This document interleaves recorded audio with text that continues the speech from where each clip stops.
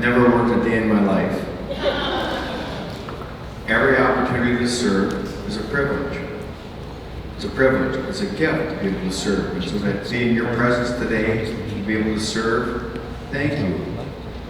Dr. Martin Luther King, the prophetic leaders of the 20th century, everybody can be great because everybody can serve. You don't have to have a college degree to serve. You don't have to know your subject and your verb degree to serve. You don't have to know the second, third, thermodynamics and physics to serve. You only need a heart full of grace and a soul generated by love. A heart full of grace and a soul generated by love. Isn't that a wonderful line for being in this place of grace? A heart full of grace and a soul generated by love. Well, what King understand is that our lives together are predicated on the service of one another.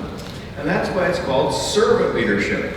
It seems every once in a while that it loses its focus because people want to always research leadership. And I'm saying, wait a minute, start with service. What does it mean to serve? And when we serve, we lead. And when we lead, we serve. They're not indistinguishable. Servant leadership has nothing to do with titles or privilege or prestige. It has everything to do with who is it that I can serve today. And Robert Greenleaf was a very wise man. He was a vice president at AT&T Corporation, was an engineer by trade, like Dick Pieper. And he paid close attention to details. He was a Quaker, so he didn't talk a lot. In fact, one of the things that he said is, I do not try to speak unless I can improve upon the silence.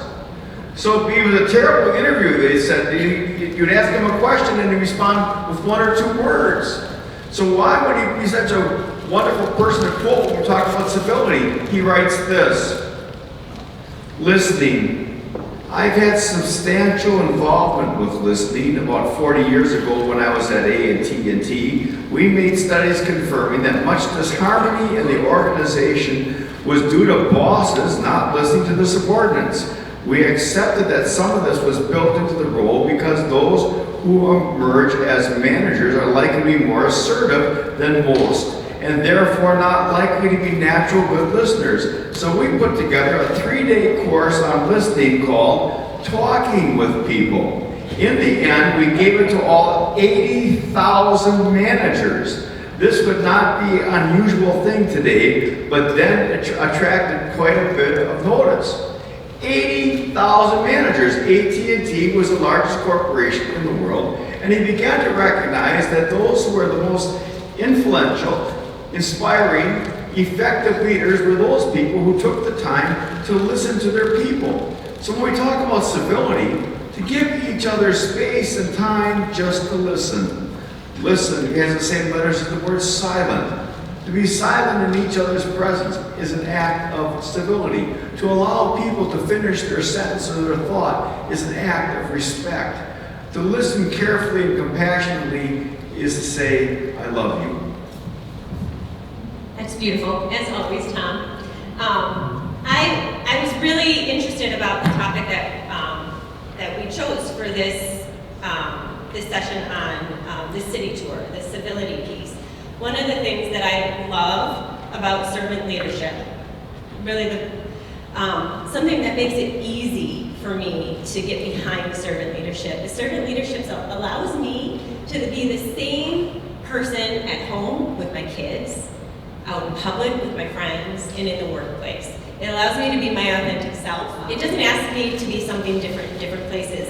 The reason why the civility topic really kind of made me think is I use that term a lot at home with my boys. Can we just be civil? Can we just be civil at home? I have 3 boys, teenagers, and sometimes civility is not a part of our routine at moments at home. And to me, it's a low bar, right? When I say just be civil, that's a low bar. So I had to kind of dive a little bit deeper when I was preparing to share with you today.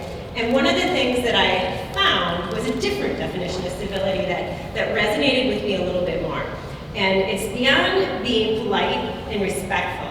Civility also includes engaging in robust and respectful debate and actively listening to various viewpoints without attacking one's character. Politics is a good word. It's the polis. What's the will of the people? Well, how do you know the will of the people unless you engage in public dialogue? A about the needs of the people. And that's what a leader has to do. And a leader has to have the courage to step into deep water. And that deep water oftentimes is contentious. So how do you hold the center? How do you hold your ground? How do you engage with people who have different perspectives than yourself? Dr. King had people wanting to kill him. And he continued to talk with them. This was not in the abstract. And a story from a friend of mine. He interviewed a man called Frank Evans. Frank Evans played baseball for Satchel Paige, and one night Frank Evans found himself in the middle of a Klan rally and they were going to lynch him. And one of the people said, "You're Frank Evans, you play for Satchel Paige." He said, "Yes, sir." So let that man go. And he got out of there. Never forgot that. When Dr. King started to march, Frank Evans joined him. And on a march, going through Memphis, they're walking and somebody threw a brick that hit Dr. King in the head, knocked him to his knees. Dr. King was on his all fours and he said to Frank, give me that rock. And they brought over the rock. He said, "This is a rock of righteousness." And he said, "Put your hand on that rock." And they all put their hand on the rock. And he said, "Dear God, touch the heart of the one who threw this rock, that they may know your gentleness and love, your power and your forgiveness." A man came out of the crowd, got down on his knees and said, "Dr. King, I'm so sorry." The power of our language, the power of the words that we have. With one word I can lift somebody up, I can tear them down. With one word I can honor somebody or I can humiliate them. Can we not agree that there's too much that's rude and crude? Confucius, 2,500 years ago, said this: the rectification of a society begins with the reclamation of language. Let me repeat that. The rectification of a society begins with the reclamation of language. The way in which we talk to and with each other. To engage each other in conversations, not to destroy each other with our words. And that's what happens. And what I'm very concerned about is this. So we watch this on TV as adults and we can have some level in terms of boundaries. Do you not think that's filtering down to our children? Ask any parent who has their child in middle school, and they'll tell you how terrified they are of their child being targeted with language that's destructive and how difficult it is. You can't even protect them because of the things that come across on electronic. What do we do to our children if we do not speak with each other in civil, respectful ways in which we honor those, and particularly honor those that we may disagree with? Easy to say, difficult to do. But servant leadership never defined itself as being easy. We changed the slide up on the PowerPoint to this one that at first glance it looks pretty simple, but it is not in any way, shape, or form simple. You can spend a lot of time studying what is on that slide and trying to really model what is on the right. Going back to the politics, it's interesting this fall. Cities Tour always seems to fall during some election that's upcoming, and I try to really think about civility in the workplace and what it means right now. Because, right, what we see on the news and every day, it's impossible for it to not impact us. It's virtually impossible to see the harsh language that's being used and for it to not resonate with us. And in a lot of ways, I think that it does transcend into our day-to-day. And we're in the middle of the Great Resignation, right? We've got people leaving workplaces because they're not feeling appreciated and they're not feeling valued. And servant leadership is a way to combat that. It's a way to bring in a different environment. Servant leadership helps you as a leader make those around you feel appreciated and valued. And if we did that in our workplaces, and if we did that at home, and if kids at middle school were able to do that with each other, I don't know, is this a situation where we need to lead in a different direction? From what we see on TV, absolutely, it's challenging. There was one piece that I read that really resonated with me, that had 3 really great, kind of tangible ways to lead with servant leadership to create a more civil workplace. The first was to aspire to lead with love. I love that with servant leadership, you can talk about love and it's okay to talk about love, but the definition of this one helps people to understand that, because sometimes when we use that word and we talk about leadership, it can be a little bit scary for some people, and it doesn't feel right for some people. And in this definition, it was commit to doing good despite how you feel or how someone treats you. You're still going to take the high road. You're still going to treat others well, despite how they make you feel and despite what you feel about their values. Think of how that would look in a debate situation if we were approaching in that way. The other is practice active empathy. I think that's beautiful, and we talk about empathy a lot, but sometimes it's a tough thing to pinpoint and to know what that means. In this definition, it's having compassion for everyone and seeking out win-win situations. So understanding, not just putting yourself in someone else's shoes, but understanding their perspective so that you can create win-win situations. I think that the power that could bring into workplaces is pretty monumental. And then aim to lead with the right perspective, being willing to create a working environment that is peaceful despite differences in opinions. How many of you have been at meetings last week where there were differences of opinions? Were all those differences of opinions valued? Were they all heard? Were they all shared? Did we ask for them so that we could come to these? I think it ties very closely on the empathy side. But to me, these felt like very tangible ways and things, in a nuts and bolts discussion about servant leadership. And I see a lot of very familiar faces that you're long on your journey with this, but I also see some new faces, and I know that some people struggle when they hear about servant leadership. So I hope those pieces were helpful. Civility. A sailing vessel, we call it Agape, sailing up the Red Sea, had a check into an industrial port. It was at the time that we were going to invade Iraq, and they all thought the American government was crazy, not the American people. And I'm checking into this industrial town. You walk down the street, and they just stare at you. You're in an airport, you sit down, they move to the other side of the room. That's the lack of civility, I guess, but no judgments. So I'm walking into a room, 103 degrees, walking down the streets, go this way, go that way, up these stairs. I finally find the right place. The waiting room is about a third the size of this room. 2 walls are full of offices with windows. One is obviously where I'm supposed to check in with my crew of 4, total of 4 of us. And I show my passport, and the lady sitting there, sitting at the desk, looking down at the table, and she kind of looks up a little bit. She looks over at the waiting room, and she didn't say a word. Okay, I go sit down. Wait 10 or 15 minutes, I come up to the window again. Never looks at me. Keeps her head down at the table. I come back a 3rd time.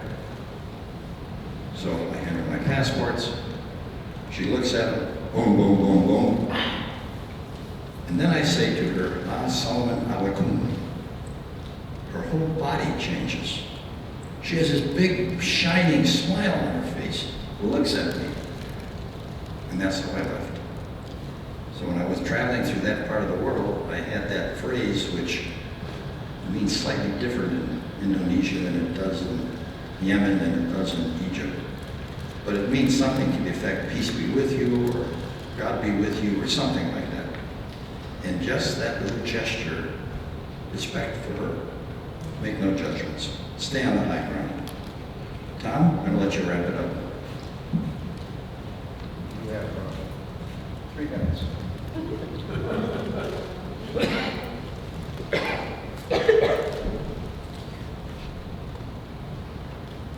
A word is dead when it is said, some say, I say, it just begins to live that day. Repeat, a word is dead. When it is said, some say, I say, it just begins to live that day. What's significant is that words are as powerful as love. They stay with us for a lifetime. So I think it's very difficult to be shouting and criticizing each other and then the others say, well, after the election we'll work together. Isn't it amazing? Have any of us ever said too much and listened too little? Have you ever had your words kind of out here and you want to kind of grab them and pull them back? But what's been said, it lives. The power of our language. And Greenleaf, the founder of Circle Leadership, paid very much attention to the power of language. In fact, he understood that a leader's most powerful tool are our words. The ability to persuade, to inspire, to comfort, and to be compassionate.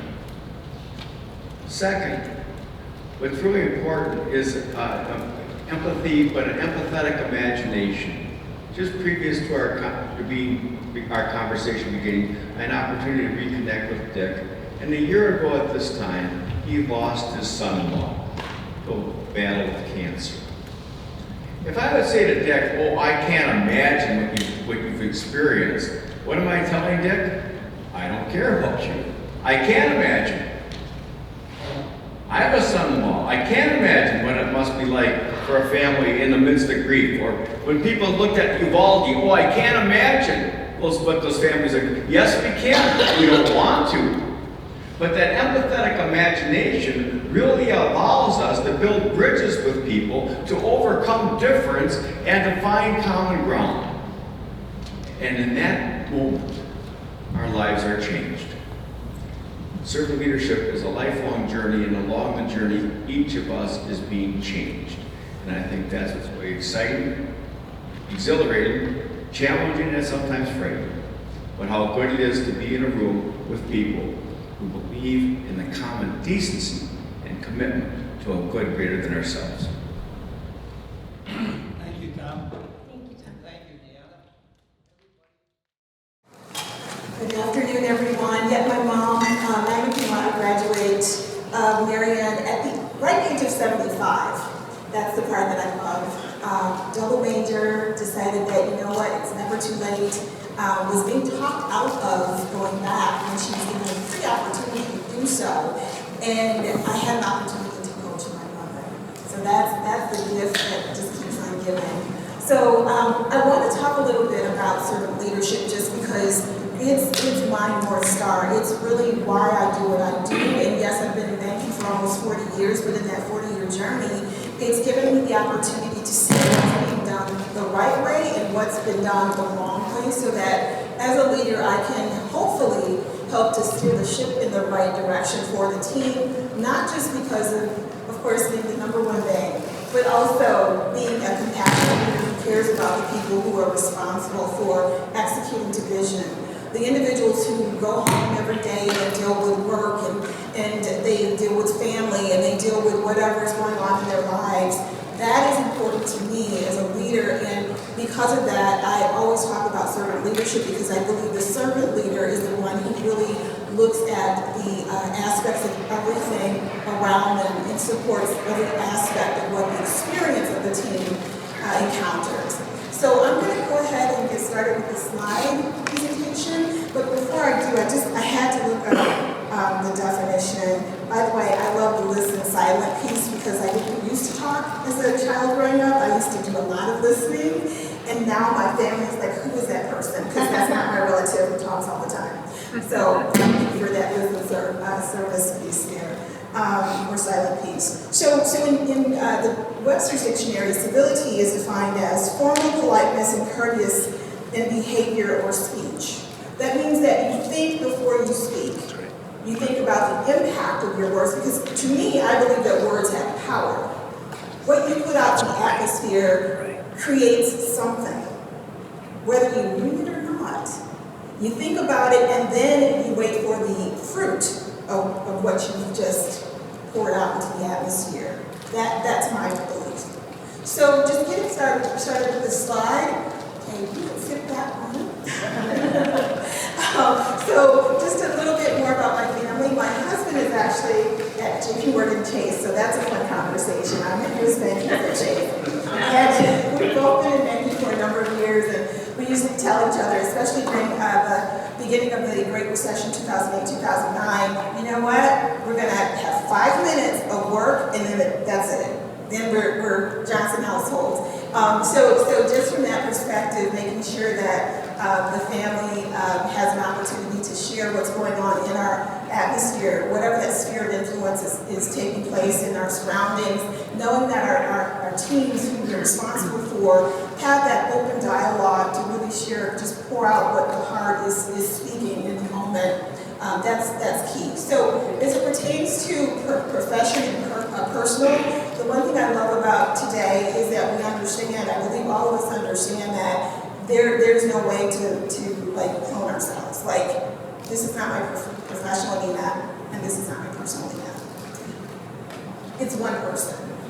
And within that structure, we both have to, just kind of think about how we pull those things together and make sure that the North Star for whoever we're talking to is a part of that outcome. It's a part of what we're doing inside of work, at home. It's consistent, and there's no duplication of effort there because it's who you are as an individual. So as it pertains to, we can go on to the next one. As it pertains to just making sure that we can open the door and have conversations. One thing I love about being responsible for a team is making sure that diversity is a part of the conversation. And it's not just the external diversity that I'm referring to, but it's diversity of thought. How are we interpreting what we're challenged with as a group, as a team? And how can we respectfully come together to have a conversation that uplifts everyone? And I believe that's what Dr. Martin Luther King was all about. Not necessarily focused on what it takes not what it takes to just focus on a tunnel vision of what needs to happen, but look at the holistic view of a thing. And when we do that, I believe it lifts the whole time. So from that perspective, I just wanted to highlight the importance of a team. These are core values. I believe in saying yes and working together collaboratively for the outcome as a team, not just my idea, but the entire team's idea. I really believe that's a part of being civil and understanding movement in a new direction when you're trying to grow and advance. And then we can go on to the next slide because I'm running out of time. I'm under 30 seconds. The important act of kindness, just making sure that we're focused on time. That's a value add to anything that you're trying to accomplish. Collaboration is key. Leading by example is also important. And then philanthropic outcomes, as I believe Dick mentioned, served on approximately 40 boards, consortiums, committees, etc. And met some lifelong people who helped to now move things forward in the community together, even though we're at different organizations, because we respect each other's opinions and we all care about the same thing. Thank you so much for your time. Excellent. The best that I could come up with is around habits of a servant leader. And the reason I did that is because I think it'll meet the needs of what people said here. One, I want to try to give you all an opportunity to get to know me a little bit better. I want to talk servant leadership and civility for a second. And then I want to make sure that I'm giving you something actionable. I think there were a couple folks that said that, like, as we're on a journey, because this is absolutely a journey, not a destination.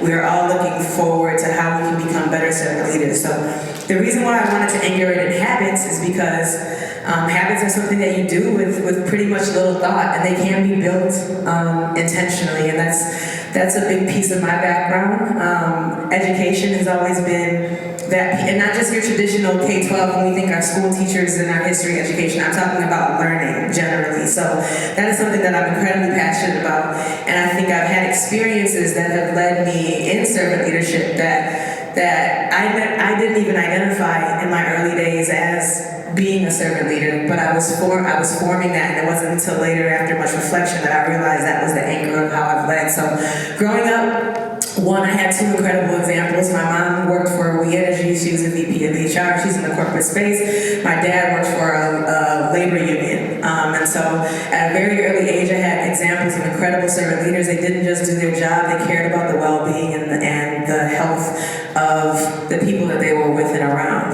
The way that my mom did that in the corporate space, speaking to like our corporate leaders, she really was passionate about equity inclusion, diversity, and this is back in the 80s, so this is before this started becoming like the thing that we're still working on figuring out. She knew the value of diverse perspectives and the value of community. Something that we talk about a lot in servant leadership is this idea of empathy and compassion. It's impossible to be empathetic and have compassion for people that you don't know and communities that you don't know. And so that's something that's, to me, an action item that feels very tangible and was beautiful about this space that's being created here, is that we get to be in community with people who have this desire. And so even as y'all get to know me, I'm a new person to add to your rotation and your community, because we will together offer different perspectives and unique perspectives. So moving forward, I got to see that in the corporate angle, my mom and the work that she did on behalf and in service of others, never to lead or assert her power, but to see that there's in Greenleaf's quote, which I love that he spent so much time in coining and uplifting this phrase, but he talks about knowing if you're a servant leader as a measure of the people that you're serving being wiser, healthier, more independent and liberated. And now when we talk about things like that, they sound radical, but that's literally how you would measure how much of a servant leader you are. Look at the people that are around you, and because of your influence, are they healthier? Are they wiser? Are they more intelligent? Are they more empathetic? So I got to see that literally on my mom's side, and that's why I can say with full confidence that I got to learn from a servant leader. On my dad's side, I didn't know what we were doing. We were just knocking on doors. I was just hanging out with Dad on a Saturday. I like to think he was using me to like get people to open their doors, because I was like a little, little toddler, but he was trying to get out the vote. He was trying to get people to engage civically and have conversation. And while he had his candidates and the people that we pushed, there was never a push on us as children to follow suit. It was always about becoming a thinker. And that's something that I credit to my parents as well, and is a big part of my upbringing. Moving forward, I went to school for pre-med, I went to UW-Madison. I didn't know what I was doing. For some of you who don't know, medicine isn't just one of those things you just decide that you're gonna do, medical school. Let's just go. My parents were like, I think you kind of need to know if that's what you wanna do. And I'm like, you're probably right, because I will probably need help paying for it. So I ended up, as I was completing college, not actually going down that route, but in preparation for medical school, you might be a CNA or an EMT or something like that. I knew I wanted a career in service. I didn't know, I thought that it was very obvious to be a doctor because you serve people. That's the career that gets, accredited with a lot of service. But there are so many careers we're not exposed to, and actually in every career you should be oriented about service, and the way that you lead should be oriented about serving people. So I had that realization when working on an ambulance. I'm like, this isn't the way that I sucked at science. I don't know why I wanted to be in medicine, but I wanted to because I thought about service and I thought about people becoming more independent, healthier. It was a clear line, but what I learned in that time was that it was actually that people needed to be educated and empowered. And so that's kind of what pivoted me into this idea of leadership development. And that is a lot of what I do at Professional Dimensions. That's a lot of what I do in my spare time. And so that's what has allowed me to kind of think more broadly about the habits. So as I close out, in telling that story, I want to just hone in on what I think would be three incredible habits that you all can embody. One is understanding your power as a leader. Some of us lead because we've inherited a power by title or by resources, but there's also a power that's inherited through your service, and that makes you powerful, and you should be thinking about how you use that to uplift others. Building community. That means that you have a shared responsibility for what comes. When you build community, you are responsible for what happens in your community, and when you engage with a community that's bigger than yours, you will take on more responsibility. That work is very difficult. I'm gonna just leave it there. You'll know you're doing it right if it's difficult. And the last is finding opportunity in complexity and uncertainty. And I think we've had that a lot, especially navigating COVID. Seeing that as an opportunity when things are not making sense, or there's an incredible amount of nuance, saying like, how do I lean into service? How do I lean into listening? How do I lean into understanding my environment to actually create a path that is collective and that is shared, and knowing that you can do it as a community. So that's something that I've learned. Thank you for this time and platform, and I hope to talk to you all a little bit more later.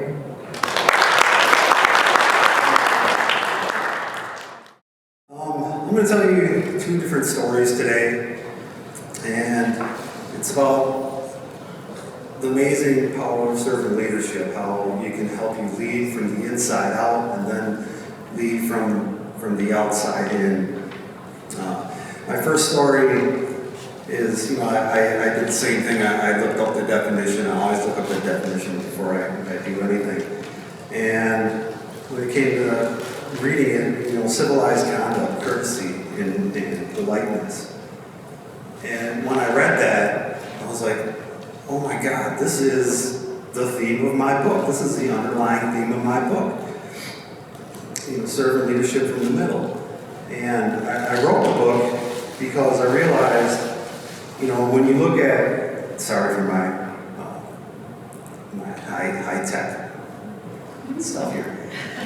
So if you look at the hierarchy in an organization, you can see, who's at the top, who's at the bottom, who is in charge of what. But when you flip it around and you see the number of people that are affected by this, you can see on the bottom, that's a community, right? And we see on TV, especially now, you see a political ad where they're preaching all over time that culture begins at the top, begins there. They stress this over and over, and for the most part, that's true. Yeah, the top sets the tone, but the people in this community on the bottom also have that responsibility. They can set their own culture, and the choice is up to them. And the strange thing I've noticed is that a lot of people, when they go into these positions near the bottom, they give up their, unknowingly, they kind of give up what makes them unique and how they can form community. So in culture, it kind of comes down to, it's the unwritten handbook, employee handbook. And it's very important that when we teach our leaders and our supervisors on this lower level, that they have this great responsibility. They have all these people, they can form that community, and that's what I write about in the book. How do we get these people to realize this, that they have this awesome opportunity. And so the second one is from the outside in. And this is a pretty interesting story because earlier this summer, I think it was in May, I attended a service for someone who passed away, a dear friend of mine, and his family donated the teepee to this arboretum. And so they had a little service, and they had a gentleman from the Potawatomi come and speak. And one of the things that I really took away that struck me was he talked about the faceless doll and the story behind it. And so what it was is the creator and the corn had this conversation. The creator asked corn, what can I do for you? What can I do to help you? And corn says, well, we need to let more people know about the goodness of corn. So the creator said, okay, gave corn a body, so now you can go around from tribe to tribe and talk to people about corn and preach its goodness to everybody. So that's what corn did. Corn was going around and playing with the children and letting all the people know about the goodness of corn and what it can do and all the benefits.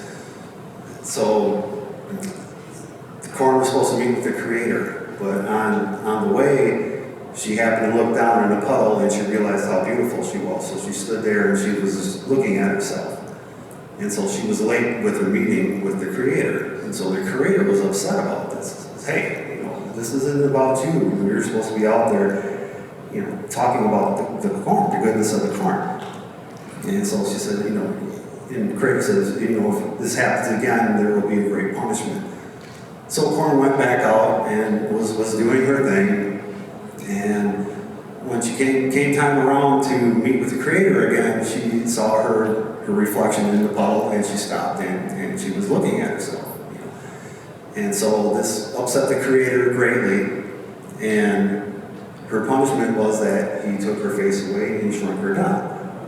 And so that, you know, and that's what the Native Americans tell their children, the story, as they teach them how to make this doll. And I thought that was pretty cool, you know, that kind of stuck with me. So it was around mid-July. You know, I knew I had a bunch of, you know, book signings coming up and speaking engagements. And I was at work one day and one of my teeth in my front bridge broke. A little piece came off.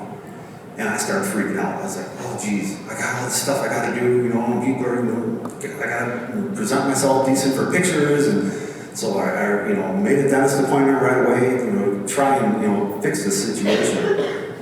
So I get to the dentist and I'm sitting in the chair and he says, well, I'm gonna take my drill and I'm gonna, you know, shave off the sharp edges so, you know, everything's okay. And I said, well, you know, do you think you can shave off the other tooth and kind of make it even? He said, well, I could do that, but if we do, it might jeopardize, you know, the integrity of the whole bridge, and then you might have more issues later, you know, until you get this thing fixed. And it was at that moment, sitting in a chair, that I realized, it's like, okay, one, I'm going down a rabbit hole that I really don't think I want to go down. And then, two, guess what image popped in my head when I was sitting in that chair? Oops.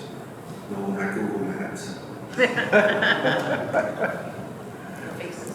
Face of style popped in my head. And it was like, okay, I know what I'm doing now. You know, it's not, you know, leadership is not about vanity. You know, it's about serving people. And so that kind of shows you how, you know, civility, you know, comes from the inside out and the outside in. And that's the beauty of servant leadership. There was a number of things there about your personal board, reassessing, reviewing. I guess can you go into that a little bit? I know you didn't have a whole lot of time to get into that, but that just kind of struck a chord with me with the people you have around you and the reassessing who are the right people at the right time. So can you expand on that, please? So, you know, it's interesting. I just talked about this on Monday through Friday in the morning. I'm on an international prayer call. And one of the 40 committees, boards, consortiums did not include ministry. So one of the things that I talked about recently on that call was the importance of knowing who is in your sphere of influence and how important it is to have the right people as your personal board of directors, the people who are going to impart wisdom into your life for that moment in time. And I really believe that that has to be assessed periodically throughout the year, because what you're doing today may not necessarily mean that you're going to meet that same group of influencers in your life 5 years from now, 5 weeks from now. And I really believe that as when we talk about mentors, I know mentors is a buzzword right now, mentor sponsorships, advocacies, those types of leaders who are helping to impart into your lives are there for a moment, they're there for a purpose. And if you're doing the mentoring or the sponsoring or the advocacy for somebody else, just know that there should be a window of time associated with it. So when I talked about 40 boards, it was over a period of time. And it was based on the work that needs to be done in that moment. But the important part about it is those periods of times may have ended, yet I can always pick up the phone if there's a new need in the future. And that's the importance of a network. That's the importance of having diversity of thought and building strong relationships that are everlasting. One more thought. The only reason why I'm at US Bank is because of a person who was serving on a board of Secure Futures, formerly known as Make a Difference, one of the first financial literacy high school programs in the state of Wisconsin. I was their first board member and first volunteer, so I got a chance to meet some amazing leaders in multiple genres of business. And when I was called to say, hey, would you like to take on this responsibility at US Bank, the first person I called was the person I served with on that board. And I trusted his advice, his guidance as a leader in the organization, because that person knew me and he knew what was important to me, which was giving back and making impact. And so what for you is your greatest personal challenge for sustaining your practice of servant leadership? So I pray, that's my number one. But then I also, I do an assessment of, whether or not I'm feeling like I'm in the proper space to serve a situation.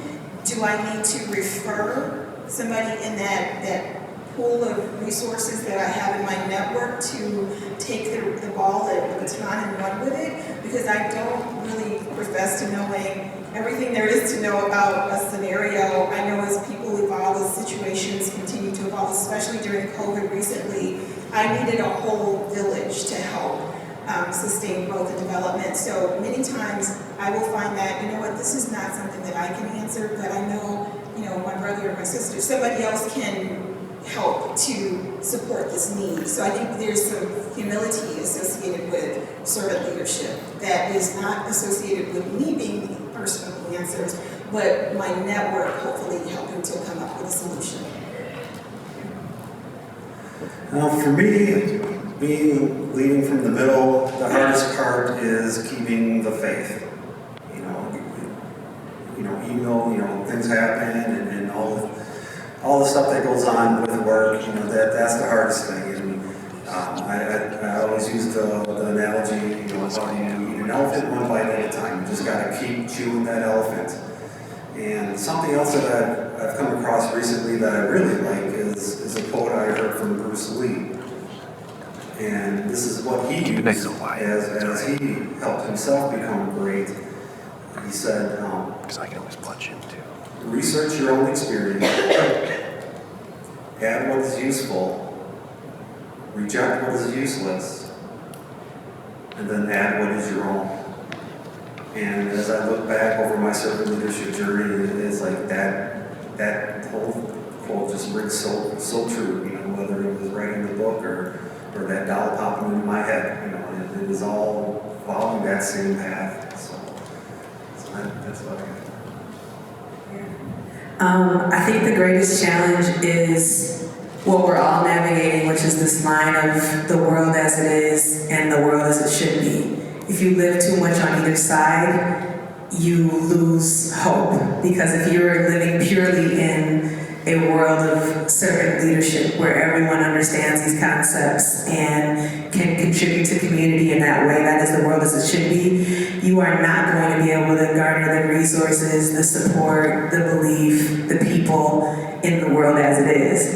And if you're just living in the world as it is, obviously we're not changing anything. So I think as a leader, it's constantly finding where you belong, where you need to push and pull and prioritize and be strategic when you're bringing people along on the concepts and the work.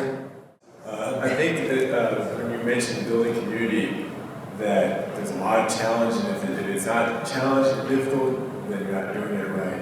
I was just wondering from your own perspective, or your own experience, what were some of the biggest challenges you faced when you were trying to build a community?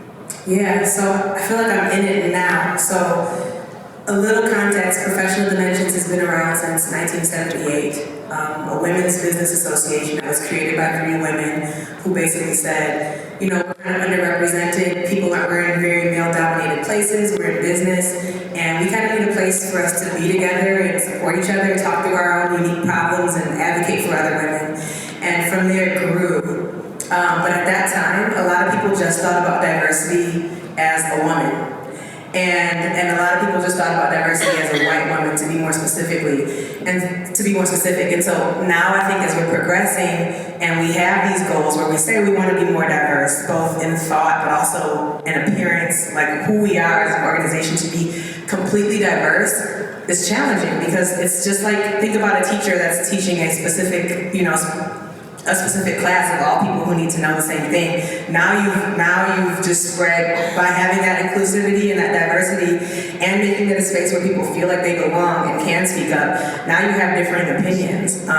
So now you have to honor those, and you have people who are voting differently, right? We maybe used to get unanimous votes. Everybody had a similar experience, wanted a similar thing. Now we're like spread. And the beauty in that is that we now have the diversity of opinion that actually positions us to be more strategic, more thoughtful as an organization. We know what's coming because we have that representation, but it also makes things more difficult. So I sometimes compare it to like meals. Like it's easy if I can discern one meal, but nope, we got people who are vegetarian, gluten-free, pescatarian. That changes what you serve. That changes the cost of what you're providing. It changes the way that you think about everything. And so that's, I feel like, an example of like, this is harder. Like when you want to be more diverse in your supplier diversity, and then that makes you go to different venues where you can have different chefs, where you can have different people. That's more work than just saying, we're going to be here where we've always been, the way that we've always done it. We get a deal because we've been doing it for years, it's cheaper. So like pushing outside of that is difficult and costly.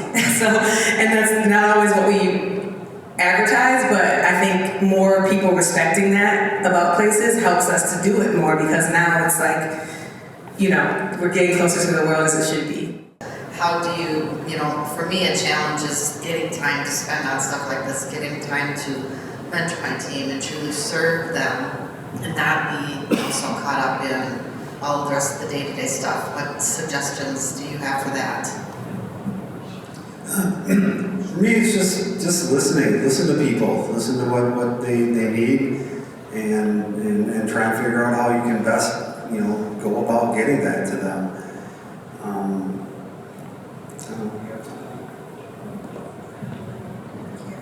So, you know, when we were talking moments ago, and I said, you know, you got your mentor, you have your sponsor, you have your advocate. So with the mentoring piece, a lot of times I'm mentoring leaders, people leaders. And when you're leading people, there's an opportunity as a servant leader to lose sight of yourself, and if you're fully depleted, you have nothing to give. True story.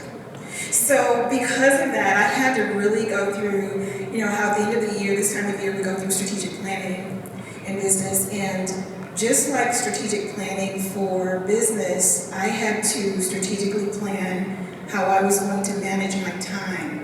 Because I thought, just like you, I really wanted to pour more time into supporting my team and being present in mind, you know, heart present, not looking at my message, not that, but just present. And I had to really sit down and figure out what was consuming a lot of my time, what could I delegate, what could I empower my team to own so that I could have some free time to set aside to build out bridges of training that would help to move my team to the next level. That was intentional, and it's something that I use on a regular basis, and it's not just a one and done, it's consistent. If you're a people leader, you really want to see your talent grow and evolve. That's the complement of a leader in my world is, you know, if your team progresses, if they get a promotion, that's a shining star that you've done something to help somebody move forward. So I can't do that if I'm stuck in meetings all day long and literally, you know, just not able to manage time. So for me, it's time management. It's key. I'll add one quick thing. Do it while you're doing other things. So like if it's a building community, you just got a one-on-one, maybe you go get a glass of wine, and then also like you get to talk, you know, you get to build community around it. So don't look at it as separate, like look at it as integrated in things that you're already doing. Since humility is so huge in each of your stories, what has driven you to keep pushing in terms of, you can call it, you can use the word ambition, you can use the word forward movement, what has pushed your growth when you wanted to leave behind and see everyone else grow alongside you? I was wondering that. I love just quotes. In fact, I talked about a quote that was purchased on a cup downstairs. I noticed it right away. So there was a quote that I saw via LinkedIn about a week or so ago, and I had to pass it on to several leaders who are in other genres of business, and it said, act like your ancestors pushed you into the room. Walk in there with a strut. I was so motivated by reading that. I sent it out nationwide because I'm like, oh my goodness, you know, that encouraged me to encourage somebody else. And for me, you know, it's all about, it's not really about me having the microphone or anything like that. What drives me, and this is really something that I noticed during the height of the pandemic and social unrest, is there's something to be said about being a helper. Making somebody else's life better. I believe that when you pour out and you give back to others, there's something that you receive from that. There's an intangible benefit that you receive from helping others. And for me, during COVID, for example, I started a program called Circles. It was not part of my job, I had no experience in DE&I, but it was something that I knew we needed to do because we were right here, close to Kenosha, Wisconsin, major area of civil unrest after George Floyd. When that happened, I had people who were faced with closed branches and people who were in areas where customers were upset because their lobbies were closed and they had to run everything through the drive-through. I had, people who were, faced with, worried about getting sick because we really didn't have a vaccine early on. And so all of those things were culminating at the same time. And right away I said, I need to have a safe space where leaders can come together, talk about real issues, no judgment, baseline rules are respect everybody. And Circles was developed right here in Wisconsin because of that, and now it's a national program. So, not my job, didn't get paid for it, but it was purpose driven and it was for a time like we just experienced. Yeah, for me, when I first got into my first leadership role, I couldn't lead with command control, and that's kind of what the organization at that time, back 32 years ago when I first started, it was a different world back then. And I knew that wasn't me, it wasn't my way. So I struggled for many years, and then I came across servant leadership, and it's like, oh, this is my calling, this is what I have had all this trouble articulating and applying. So, when I started learning about it and getting more interested in it and started applying servant leadership in the workplace, one bite at a time, as I said earlier, it's 5, 6, 7 years later now, I'm seeing the results and they're great results. And I have to tell you, when I go into work right now, I'm happy to go in. I can't wait to go in. It's, my manager says, oh, you got some vacation time left, you better use it up by the end of the year. And I'm like, well, now you're like punishing me because I want to be here. This is my life. We're together, we're working as a team. So that's my story. Yeah, I before being at Professional Dimensions, I was at Teach for America, led their fundraising for a while, exited as chief of staff, and I was at a program called City Year. I don't know how many of you are familiar with City Year, but it is like a crash course in servant leadership, period. All the quotes, the MLK quotes, the service to a cause greater than self, empathy, everybody can be great because everybody can serve. That was all ingrained in us. I maintain connections to all of the communities that I've served. So they hold me accountable. I've created a space for accountability in ways that sometimes I'm like, I regret, but it's like, if I'm ever anywhere, you better believe if I don't say what I'm supposed to say, if I don't uplift this community that I came from with the platform that I have, then I'm not doing what I'm supposed to be doing, and I will get called out in the most loving way for that. So it's kind of like an opportunity and a privilege that I have to use to say, like, okay, if these are the spaces and tables I'm at, this is what I'm supposed to do, and that's keeps me accountable. Here's the plan. I'm reporting back to you how we did. The first year, which ended in September, we have substantially concluded it. We have a conundrum. We have so many things going on in the state that we don't know how to communicate it. Year 2, we have things underway. In year 3, we are struggling with what is the new organization going to look like to keep this going forward. So if anybody has ideas, institutions, it's in the form of a committee, and the committee is mumbling around, which may continue for a while. Here's all the roundtables that are going on in this area. Here's the roundtables around the state. These are small groups. They all have a similar format, and it really works. It started with Dan. Probably 12 years ago, and began in Milwaukee, it expanded, and then it went out into the state. And it was an effort, year 1 of this plan, to expand the roundtables. It works, it's working. Let me share something with you. I was given 90 seconds to explain what servant leadership meant to me at a national presentation. I was being honored with something, so they gave me 90 seconds. Man, but I also appreciate the brevity. But in 90 seconds, I did do it.